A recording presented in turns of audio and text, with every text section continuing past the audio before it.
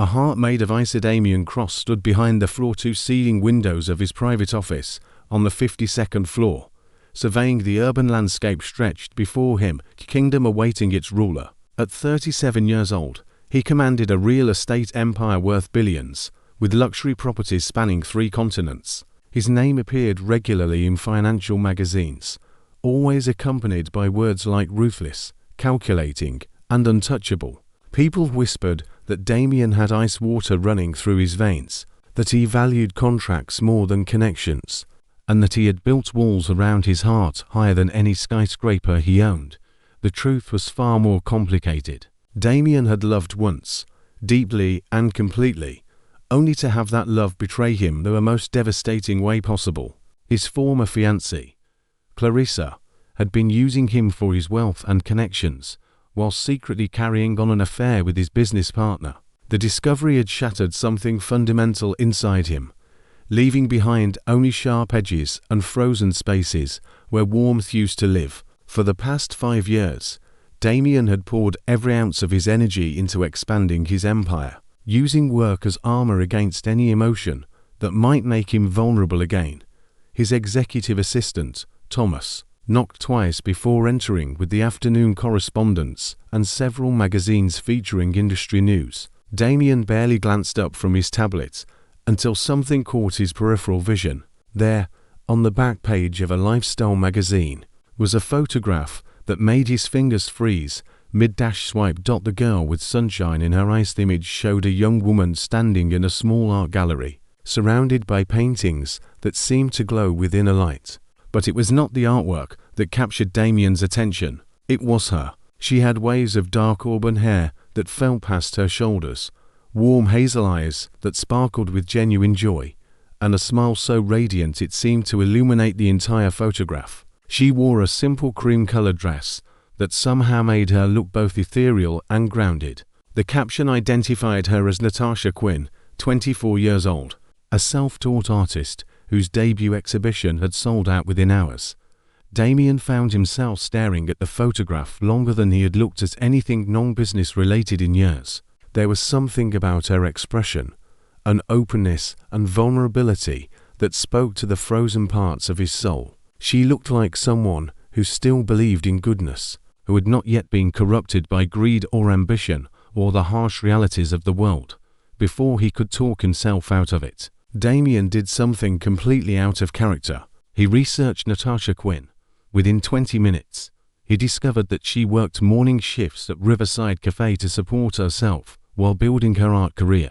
She volunteered at a children's hospital on weekends, teaching painting classes. She had lost her parents young and put herself through community college. Everything about her suggested strength wrapped in gentleness, determination paired with compassion.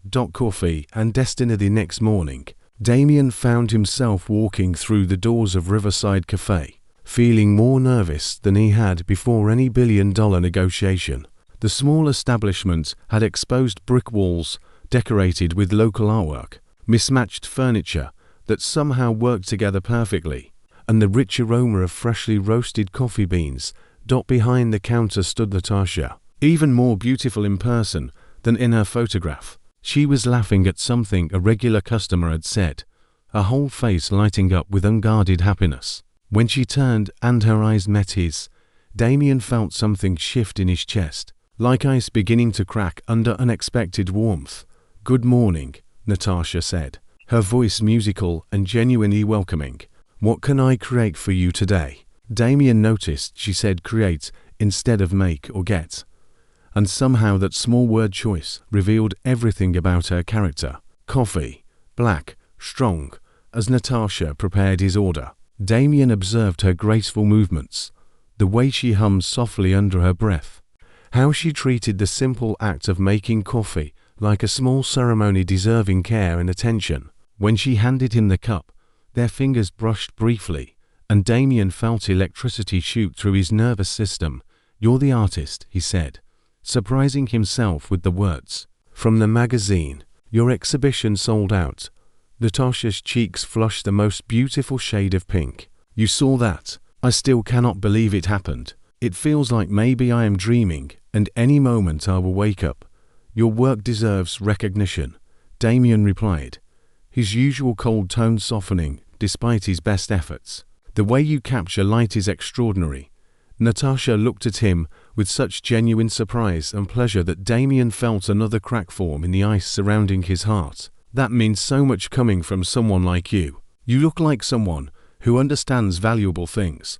The wrist that changes everything. He talked for 15 minutes, while other customers waited patiently, sensing something important unfolding. Damien learned that Natasha painted primarily at dawn, because she loved how morning light transformed ordinary objects into something magical. She believed that art should make people feel less alone in the world. She dreamed of opening a studio where she could teach underprivileged children that creativity could be their escape and their salvation. With each word she spoke, Damien felt his carefully constructed walls weakening. This woman, with her open heart and unguarded dreams, represented everything his cynical worldview insisted did not exist. Yet here she stood, proof that goodness and hope still survived. "Have dinner with me," Damien said abruptly, the words escaping before his logical mind could intervene. Natasha's eyes widened. "I do not even know your name." Damien Cross. Recognition flickered across her face. "The real estate developer, the one they call the Ice King of Manhattan." "People call me many things," Damien acknowledged. "Most of them are probably accurate, but I would like the chance to show you that I am more than my reputation."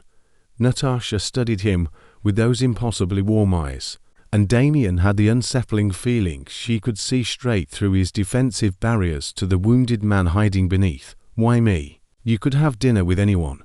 Because when I look at you, I remember what hope feels like," Damien answered with more honesty than he had offered anyone in 5 years. "Because your smile makes me believe that maybe not everything beautiful in this world has a price tag or a hidden agenda." Natasha stood silent for a long moment, her hand resting over her heart as if trying to calm its racing rhythm. Finally, she smiled, and Damien felt warmth flood through his chest like spring sunshine melting winter snow. "I finish at 6 o'clock, she said softly, "but I need to warn you, I'm not sophisticated or glamorous. I am just a girl who paints and dreams and still believes in fairy tales." "Then maybe you can teach me to believe again," Damien replied, his voice rough with emotion he had not allowed himself to feel in years. As Damien left the cafe, he glanced back to see Natasha watching him through the window, her expression a mixture of wonder and cautious hope. Neither of them realized that this simple coffee shop encounter would lead to a love powerful enough to thaw a frozen heart and transform to lonely souls into something complete and whole together. The walls begin to crumble. Damien arrived at Riverside Cafe precisely 6 o'clock, driving himself instead of using his usual chauffeur. He had chosen dark jeans and a charcoal sweater instead of his typical three-piece suit, wanting to appear less intimidating. When Natasha emerged wearing a flowing burgundy dress with her hair loose around her shoulders, Damien felt his breath catch in his throat. She looked like autumn itself had taken human form, warm and beautiful and utterly captivating. "I thought you might take me to some expensive restaurant where I would not know which fork to use," Natasha said as they walked to his car, her honesty refreshing in its simplicity. "I did consider that," Damien admitted. "But then I realized I wanted to actually talk with you, not perform for other people. So I planned something different."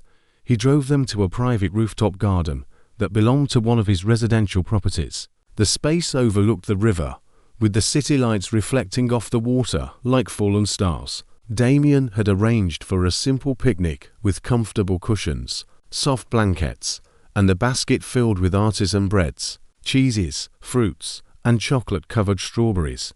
"This is perfect," Natasha whispered, her eyes shining as she took in the intimate setting. It is like being in a secret world above the chaos. As they sat together watching the sunset paint the sky in shades of amber and rose, they began sharing pieces of themselves. Natasha spoke about her parents, who had died in a house fire when she was 16, leaving her alone, but determined to honor their memory by pursuing her passion. She described how painting helped her process grief and find beauty even in dark times, discovering vulnerability. "What about you?" Natasha asked gently. The articles say you are brilliant and successful, but they never mention what makes you happy. Damien found himself telling her things he had never voiced aloud. He spoke about his parents, who had built a modest construction company through hard work and integrity, only to lose everything when a business partner embezzled their funds. His father had died of a heart attack from the stress, and his mother had followed 6 months later, broken by grief. Damien had been 22, angry, and determined to build an empire so vast that no one could ever hurt him again. Then there was Clarissa. Damien continued, surprised by his own openness. I thought she loved me, but she was sleeping with my business partner while planning our wedding. She wanted access to my wealth and connections. When I discovered the truth, something inside me froze solid. Natasha reached over and took his hand, her touch gentle and warm. So you built walls to protect yourself, but walls that keep pain out also keep love out. I know, Damien admitted quietly. But I forgot how to tear them down, until I saw your photograph and remembered what genuine happiness looked like. They talked until the stars appeared, sharing dreams and fears with an intimacy that usually took years to develop. Natasha told him about her hope to open an art school for children who could not afford traditional lessons. Damien shared his secret dream of creating affordable housing communities that actually prioritized people over profits. You are not the Ice King, Natasha said, as Damien drove her home. You are someone who got hurt and learned to protect himself. But underneath all that ice, you are still the boy who wanted to help people the way your parents did. Those words haunted Damien long after he dropped Natasha at her modest apartment. She had seen through his carefully constructed persona in a single evening, recognizing the man he used to be before pain taught him to choose power over connection. Falling into the light, their relationship deepened rapidly over the following weeks. Damien found himself doing things he had not done in years. He took Natasha to art museums and actually looked at the paintings instead of calculating their monetary value.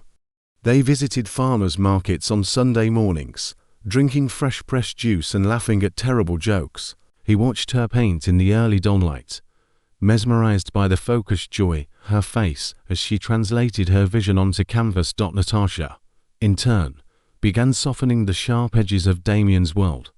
She convinced him to visit the children's hospital, where she volunteered, and he found himself genuinely moved watching sick children light up when Natasha taught them to mix colors. She introduced him to her friends, regular people with regular jobs who accepted him without knowing his net worth. She showed him that happiness existed in simple moments, not just major achievements. You were transforming me, Damien told her. One evening, as they cooked dinner together in his penthouse, I thought I knew who I was, but you are showing me who I could be.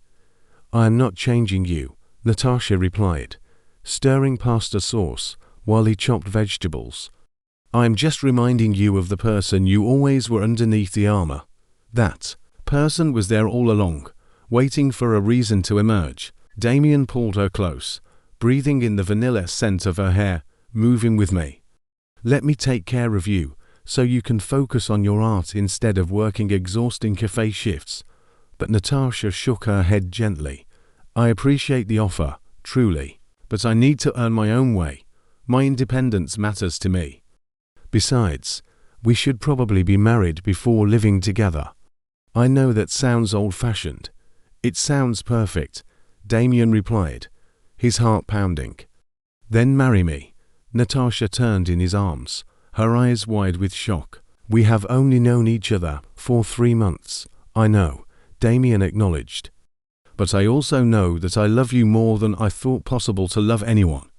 I know that you make me want to be better, kinder, more open. I know that every moment without you feels empty. 3 months or 3 years, my answer will be the same. You are my person, Natasha. You are the one who taught me that my heart still works. The promise of Forevertia streamed down Natasha's cheeks as she looked at him with overwhelming love. I love you too.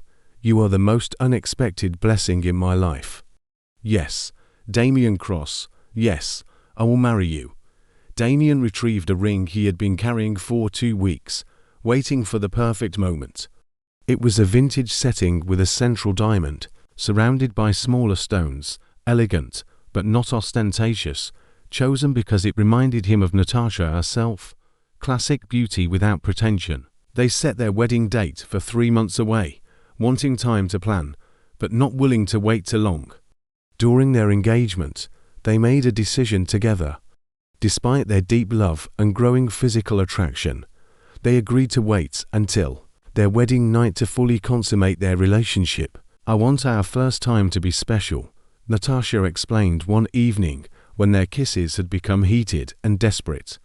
I have never been with anyone before. I saved myself, not for religious reasons, but because I wanted to give that gift to someone who truly loved me. You are that person, Damien, but I want to give you all of me as your wife, not just your girlfriend. Damien's body ached with desire for her, but he respected her wishes completely. Then we wait. It will make our wedding night even more meaningful. But I need you to know that waiting is the hardest thing I have ever done, because I want you more than I have ever wanted anything. Their engagement period was filled with stolen kisses and passionate embraces that always stopped just short of completion. The anticipation built between them like a living thing, making every touch electric and every glance loaded with promise. Damien threw himself into planning their wedding, wanting everything to be absolutely perfect for Natasha. He reserved a historic mansion with gardens overlooking the ocean. He hired the best florist to create arrangements using only flowers with special meaning, baby's breath for everlasting love, gardenias for purity, and roses in every shade of sunset to honor how they met. He commissioned a string quartet to play throughout the ceremony. He spared no expense, not to show off his wealth, but to give Natasha the fairy tale she deserved. The day approaches as their wedding day approached. Damien found himself experiencing emotions he had thought dead forever: excitement, nervousness, pure unadulterated joy. His colleagues commented that he seemed different, softer somehow, more patient in meetings and more generous in negotiations. Thomas, his longtime assistant, pulled him aside one afternoon. "Sir, if I may say so, Miss Quinn has been extraordinary for you. I have worked with you for 8 years, and I have never seen you smile the way you do when she enters a room. Whatever she has done to thaw your heart, I hope you never let her go." "I have no intention of letting her go," Damien replied. "She is my future, my redemption, my second chance at becoming the man I was always supposed to be." The night before their wedding, Damien and Natasha stood together on his penthouse balcony, holding each other close as they looked out at the glittering city below. "Tomorrow you become my husband," Natasha whispered against his chest. "Tomorrow I become completely yours in every way." Damien tilted her face up to his, looking deep into her eyes. "Are you nervous about tomorrow night? About being intimate for the first time?" "A little," Natasha admitted honestly. "But mostly I am excited. I trust you completely, Damien. I know you will be gentle with me, that you will make our first time beautiful. I've been dreaming about belonging to you that way for months. I will spend our entire wedding night showing you how much I love you," Damien promised, his voice rough with barely controlled desire. "I will make it perfect for you, I swear." They kissed under the stars, both counting down the hours until they could finally express their love without restraint, until they could join together as husband and wife in every possible way. Forever begins. The morning sun streamed through the windows of the oceanside mansion as Damien stood before the mirror, adjusting his bow tie for the 3rd time. His hands, which never trembled during billion-dollar negotiations, shook slightly as he thought about the day ahead. In just a few hours, Natasha would walk down the aisle toward him, and their life together would officially begin. His best man and brother, Julian, entered the room carrying 2 glasses of bourbon. "You need to relax, brother. You look like you are about to face a firing squad instead of marry the woman you love." "I'm not nervous about marrying her," Damien clarified, accepting the drink. I am nervous about being good enough for her. She deserves everything beautiful and perfect, and I am terrified of disappointing her. Julian clapped him on the shoulder. That woman fell in love with you, all of you, including the broken pieces you tried to hide. She knows exactly who she is marrying. Stop overthinking and just enjoy the best day of your life. Meanwhile, in another wing of the mansion, Natasha stood in her wedding gown, barely recognizing her reflection. The dress was a masterpiece of silk and handmade lace, with delicate beading that caught the light like captured starlight. Her auburn hair had been styled in soft waves with tiny white flowers woven throughout. But it was her eyes that truly glowed, shining with happiness and anticipation. Her best friend, Rebecca, helped adjust her veil.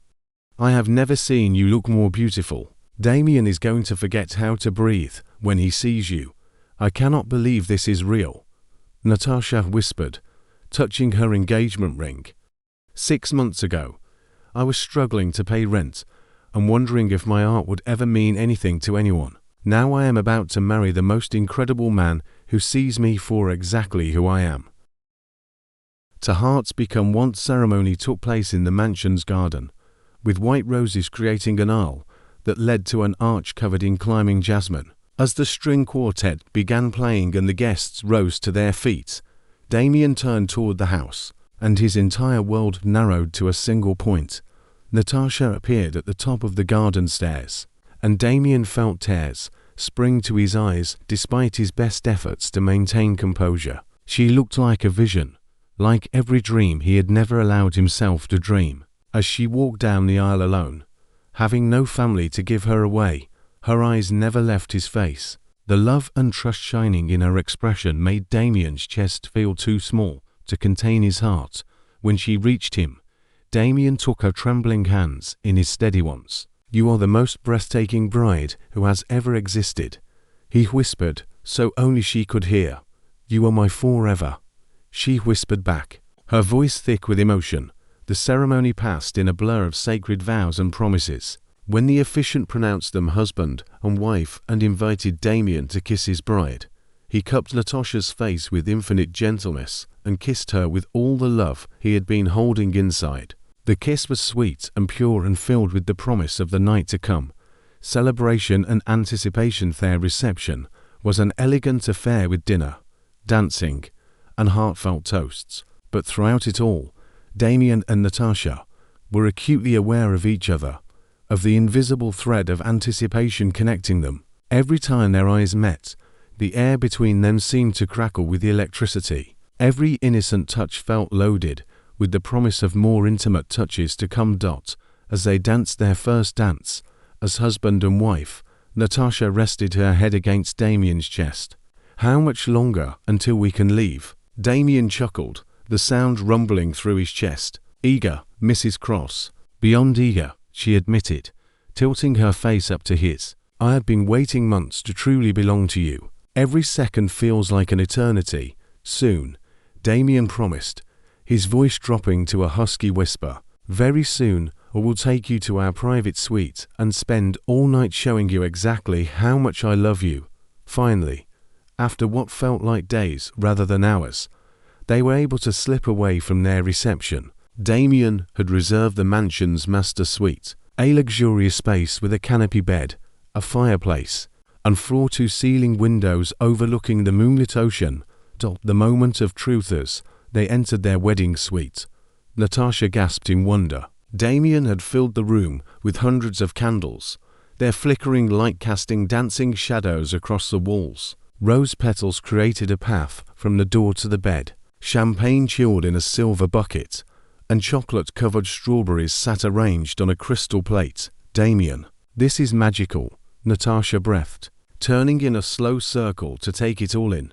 "Not nearly as magical as you," he replied, moving to stand behind her. He gently began removing the pins from her hair, letting the auburn waves tumble free down her back. "I have imagined this moment for months. Now that it is finally here, I almost cannot believe it is real." Natasha turned to face him, her eyes dark with desire and lingering nervousness. "I am a little scared," she admitted quietly. "Not of you, never of you, but I have never done this before, and I want it to be perfect." Damien cupped her face in his hands, his thumb stroking her cheeks tenderly. "Listen to me, Natasha. Tonight is not about perfection. It is about a people who love each other learning how to express that love physically. We will go slowly. We will communicate. And if you need to stop at any point, we stop. Your comfort and pleasure matter more to me than anything else." "I do not want to stop," Natasha whispered, her hands coming up to rest on his chest. "I want you to make me completely yours tonight. I want to belong to you in every way possible. I trust you with all of me, Damien." Those words, spoken with such vulnerability and trust, shattered the last of Damien's restraint. He kissed her deeply, pouring months of pent-up desire and love into the kiss. Natasha responded with equal passion, her arms wrapping around his neck as she pressed herself against him. Becoming one slowly, reverently, Damien began undressing his bride. Each button, each zipper, each layer of fabric removed felt like unwrapping the most precious gift he had ever received. When Natasha stood before him in only candlelight and moonlight, Damien felt his breath catch at her beauty. "You are perfect," he whispered, his eyes drinking in every curve and line. "Absolutely perfect." Natasha's cheeks flushed, but she did not try to cover herself. Instead, she began unbuttoning his shirt with trembling fingers. "I want to see all of you too." When they finally came together on the rose-petal-covered bed, Damien took his time, introducing Natasha to pleasures she had never imagined. He was patient and gentle, always watching her reactions, always making sure she felt safe and cherished. When he finally made her truly his, joining their bodies as they had joined their lives, Natasha clung to him and whispered the words that made his heart overflow. "I am yours," she breathed against his lips. "Completely, utterly yours, forever and always. I belong to you, Damien." In that moment, as Damien held his wife close and felt her trust and love surrounding him like warmth, the last of the ice around his heart melted completely. He was no longer the cold, guarded billionaire who valued control above connection. He was simply a man deeply in love with his wife, vulnerable and open, and utterly transformed. The dawn of forever hours later, as dawn began painting the sky in shades of pink and gold, Damien and Natasha lay tangled together, exhausted and blissfully happy. Natasha traced lazy patterns on his chest while he played with her hair, both reluctant to break the perfect intimacy they had created. "Thank you," Natasha whispered, "for being so patient and gentle, for making our first time more beautiful than I could have imagined." "Thank you," Damien replied, kissing the top of her head, "for seeing past my walls and frozen exterior to the man underneath, for teaching me to feel again, for giving me your trust and your love and yourself. You have transformed my entire world, Natasha. Before you, I was just existing, going through motions. Now I am truly living." Natasha propped herself up on one elbow to look down at him. "Do you remember what you said to me the day we met? That when you looked at me, you remembered what hope felt like." "I remember every word of that conversation," Damien confirmed. "Well, when I look at you, I see my future. I see a partnership built on trust and respect and passionate love. I see children someday, inheriting your strength and hopefully my creativity. I see growing old together, still holding hands and stealing kisses. I see everything I never dared to dream for myself." Damien pulled her down for a long, sweet kiss. "Then let me spend the rest of my life making every one of those dreams come true. Starting right now, as the sun rose fully over the ocean, spilling golden light across their entwined bodies, Damien and Natasha began their forever. They had proven that love could thaw the coldest heart, that vulnerability was strength rather than weakness, and that sometimes the most unexpected encounters led to the most extraordinary love stories. Their journey was just beginning, but they would face every moment of it together, two souls who had found their perfect match and chosen forever.